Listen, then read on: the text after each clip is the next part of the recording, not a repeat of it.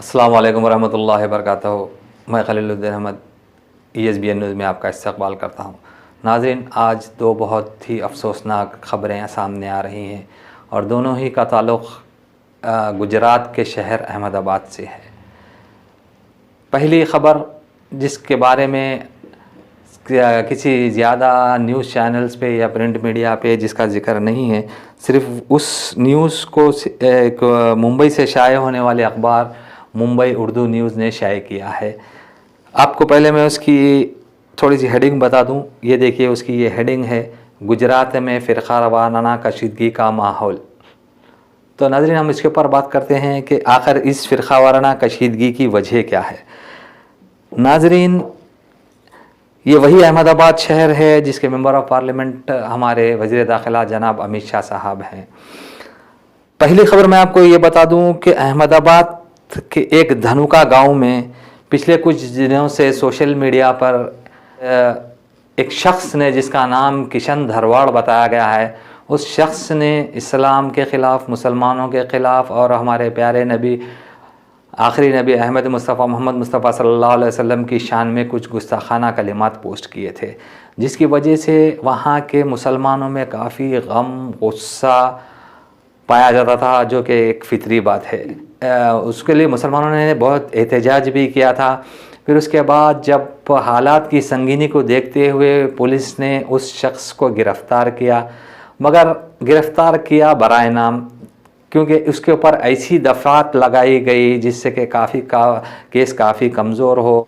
उसकी ज़मानत हो गई। कहा यह जाता है कि उसकी ज़मानत होने के बाद मुसलमानों में काफ़ी गम व गुस्सा था और पिछले महीने जनवरी की 25 तारीख को उस शख्स का कत्ल हो गया।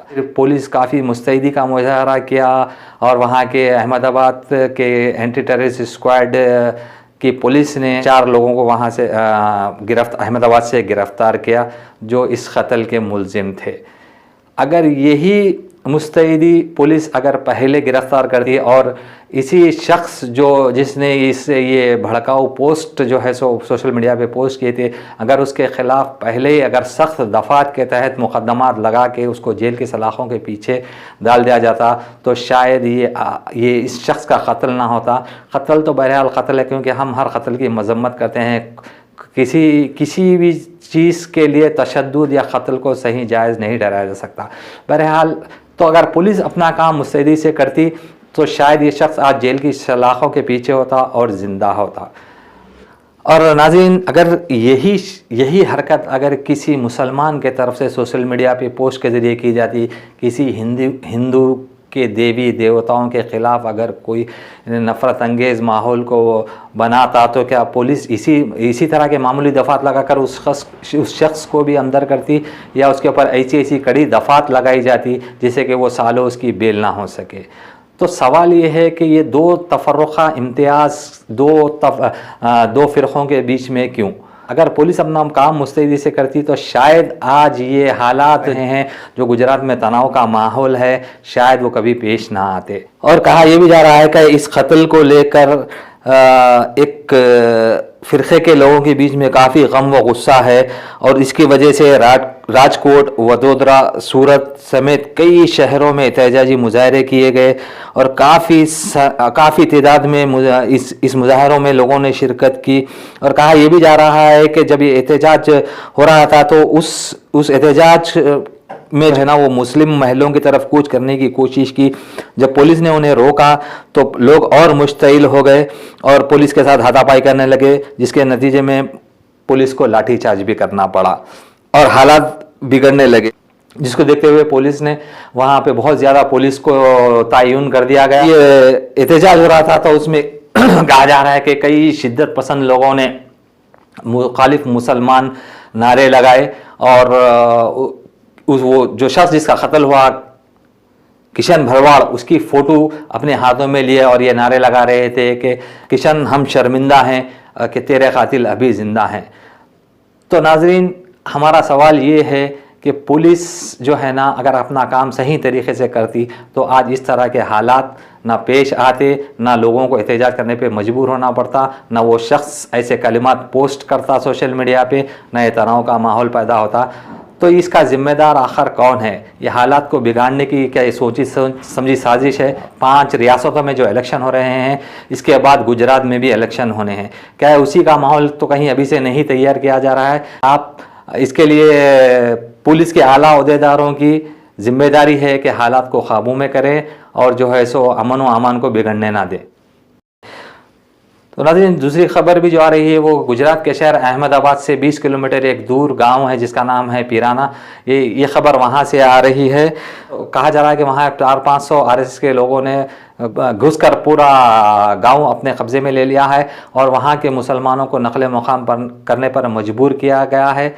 एक शख्स की वीडियो कल से सोशल मीडिया पे वायरल हो रही है, जो अपना नाम आसिफ शेख बताता है, जो पूरे हालात वहाँ के बता रहा है और किस तरह से वो बता रहा है कि लोग नकल मुकाम कर रहे हैं और वहाँ उनकी मदद के लिए कोई भी नहीं है और वो पुलिस से, वहाँ के पुलिस के आला ओहदेदारों से, ज़िम्मेदार लोगों से और मीडिया के लोगों से भी अपील करता हुआ दिखाई दे रहा है कि वो लोग उनकी मदद करें। आइए पहले ये देखते हैं वीडियो, मामला क्या है इसका, फिर आगे बात करें। अस्सलाम वालेकुम, मैं नासिर से बात कर रहा हूँ पीराना दरगाह से। अभी आप देख सकते हो पीराना का पूरा गांव हिजरत कर रहा है। देख सकते हो ये पूरा गांव हिजरत कर रहा है पीराना का। अब लास्ट तक देख सकते हो पूरा गांव हिजरत कर रहा है। जबरदस्ती पूरे गांव के ऊपर आरएसएस के टुल्लों ने, आरएसएस वाले गांव में आ गए हैं। 300-400 लोग आरएसएस वाले गांव में आ गए, पूरा गांव हिजरत कर रहा है। तमाम गुजरात के मुसलमानों को मैं कहना चाहता हूँ कि जल्द से जल्द मदद पहुँचाई जाए, जल्द से जल्द मदद पहुँचाई जाए। पूरा गाँव खाली हो गया, पूरे गाँव ने हिजरत करी हुई, देख लो। और मीडिया वालों को भी कहना चाहूँगा जल्द से जल्द मीडिया वाले भी आ जाए, जल्द से जल्द मीडिया वाले भी आ जाए और तमाम जिम्मेदार लोगों को भी इसके बारे में बताया जाए जल्द से जल्द। तो नाजरीन, ये आपने देखी इस शख्स की वीडियो जो मदद के लिए कर रहा था। नाजरीन, आपको तफसीलात जो ज़राए से हमें पता चले हैं हम आपको बताते हैं कि आखिर ये माजरा क्या है और क्यों यहाँ के लोगों को नकल मुकाम करने पर मजबूर किया गया और ऐसे वहाँ पे क्या हालात बनाए जा रहे हैं और क्यों बनाए जा रहे हैं। कहा जाता है कि पीराना में एक दरगाह है 500-550 साल पुरानी, जिसको सैयद शाह बाबा कुफरन शाह के नाम से भी जाना जाता है। नाज़रीन, कहा यह जाता है कि ये दरगाह 500-550 साल पुरानी है और यहाँ कई ज़माने से, जैसा कि आम दूसरे दरगाहों पे आपने देखा होगा अजमेर में, गुलबर्गा में, वहाँ पे हिंदू मुसलमान अपनी पूरी अक़ीदत के साथ जाते हैं, वहाँ पर जाकर नियाज़ करते हैं। तो ऐसा हर दरगाह में होता है, ये कोई आम बात नहीं है। मगर फिर क्या अचानक क्या वजह हो दरगाह के ताल्लुक़ से इतना बड़ा जो मामला चल पड़ा है? कहा बात ज़राए से ये भी पता चल रहा है कि वहाँ कहा यह जा रहा है नाजरीन कि वहाँ कलेक्टर की मौजूदगी में एक दीवार उठाई जा रही थी। कहा यह भी जाता है कि उस दरगाह जो है वो दरगाह के बाजू में एक मंदिर भी है। हमको लगता है कि मसला ये यहाँ से शुरू हो रहा है, क्योंकि एक तबके का मानना है। आपको और एक वीडियो बताते हैं नाजरीन, जिसमें एक सहाफ़ी हैं सुहेल कुरैशी, जो पिछले 2 दिन से लगातार इस खबर को जो है ना कवर कर रहे हैं और वहाँ के लोगों से बात कर रहे हैं कि वहाँ पे हालचाल क्या है, किस तरह की उनको तकलीफ़ है। तो नाज़रीन, जब उन्होंने वहाँ के मंदिर, वहाँ वो जो मंदिर है बाजू में उसके सदर से उन्होंने इंटरव्यू लिया, तो उसके सदर ने ये साफ माने से इनकार कर दिया कि वहाँ पर कोई दरगाह है। उनका ये कहना है कि वहाँ पे जितने भी ट्रस्टी हैं वो पूरे के पूरे हिंदू हैं, तो फिर यहाँ पे दरगाह का सवाल ही कहाँ है। और उनका ऐसा भी मानना है कि उनके किसी गुरु ने कहा है कि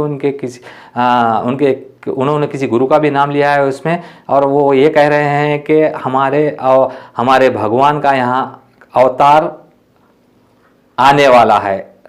तो आप पहले उनकी बातचीत सुनिए, फिर हम और आगे आपसे बात करते हैं। जो सदगुरु महाराज थे हमारे, वो कह के गए और यहाँ पे निष्कलंगान भगवान का अवतार होने वाला है और यहाँ पे आने वाले। तो नाज़रीन, आपने सुना ये वहाँ के सदर की गुफ्तगू। तो इसमें सच्चाई क्या है, आगे की हकीकत क्या है और वहाँ के हालात दिन ब दिन क्या रुख इख्तियार करेंगे, हम आपको इससे आगाह करते रहेंगे और ये ख़बर पे हमारी लगातार नज़र बनी हुई है। इंशाल्लाह हम आपको और आगे भी इस ताल्लुक़ से अपडेट देते रहेंगे। मगर हमारे आप सबसे अपील है कि आप जो है ना फ़िरक़ा वाराना हम आहंगी को बनाए रखिए, आपस में शेर व शकर की तरह मिलकर रहिए और एक दूसरे के ख़िलाफ़ लड़ने से बाज आ जाइए और अपने मुल्क की सलामती और खुशहाली के लिए काम कीजिए। यही चंद अल्फाज के साथ मैं और एक बार आपसे फिर से गुजारिश करना चाहता हूं नाज़रीन कि आप हमारे यूट्यूब का जो चैनल है ESBN उसको लाइक कीजिए, सब्सक्राइब कीजिए और ज़्यादा से ज़्यादा शेयर कीजिए। शुक्रिया।